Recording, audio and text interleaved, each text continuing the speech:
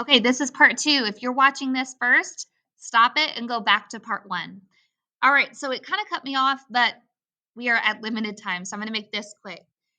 Here is a phrase. We have no quotation marks around it.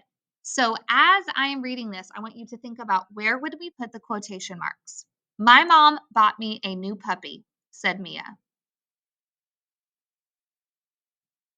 Hopefully you realize we are going to put the quotation marks around, oh, and we'll use the one on the right to end it. And don't forget, the comma needs to be inside the quotation marks. I'm going to leave it a little bit out here because it's hugging the phrase that Mia is saying and the punctuation, that natural pause. My mom said, or my mom bought me a new puppy, said Mia. And Mia is a name, so you need to capitalize it and always put a period at the end. All right, so for today's lesson, you are actually going to go back into Wonders and you are going to use this revised checklist that we already placed in your Google Classroom for your activity today. So this right here is already in your Google Classroom waiting for you to review. You're going to use this and use it on your draft. So when you get into your rough draft that you did yesterday, or excuse me, that you did on Friday, this should have been done on Friday. If it is not, you have not even started that. That is your priority. You need to get this done because you should be on stage revise. Now, revise, it should be when you click on that tab, a box will pop up and say, do you want to copy your story from your last tab? You need to click on yes. Mine didn't do it. Maybe it's because mine's the teacher version. Either way, if you're having issues, you can always highlight all of the words, do a right click and hit copy, and then go into revise and hit paste. Okay. But yours should do that. So that's what we're counting on.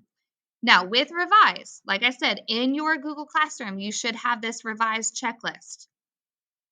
If you cannot find it for some reason, the good thing is it is already here for you, revised checklist. So you are going to use this checklist.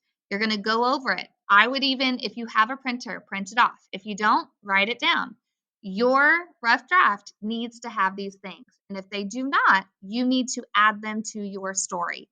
Today is when we're really weeding out all of the things that don't need to be in your story and adding in all of the meat and potatoes, like the parts of the story that make it good, really good descriptions, the character is developing.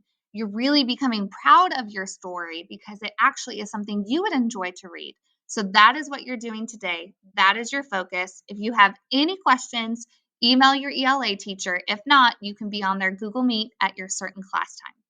So if you have any questions, you can talk to your ELA teacher. I hope you have a wonderful day, and we are here for your support. Have a great Monday. All right, hopefully you didn't stop the video yet. I forgot one more thing. The other thing, just under your tools, under your instruction, you will have the revised student model. This is such a good thing to refer back to, as well as your rubric. But this just shows you what a good essay would look like and what things that they would revise. But my main thing I wanted to tell you is just as a reminder, when you have a new character speaking, then you need to start a new line. And so a lot of you are asking, well, how many paragraphs are we needing to do? For a novel, when you open it up, it's never usually that doesn't make sense, never usually. It's usually not the, paragraph 1, body paragraphs, conclusion paragraph. A novel is very different in structure. Usually the dialogue is what drives the structure. And so whenever you have a new character speaking, that's when you can go to a new line, and that will help it look clean and not as confusing to your reader. So whenever you go back to your actual writer's notebook, use these tools over here. Click on the revised student model, compare your story to theirs, and really see if you are using quotations correctly and if you have started a new line with your characters. Hopefully that will help you. Again, that's under your introduction to revise, and then the rubric is always here as well.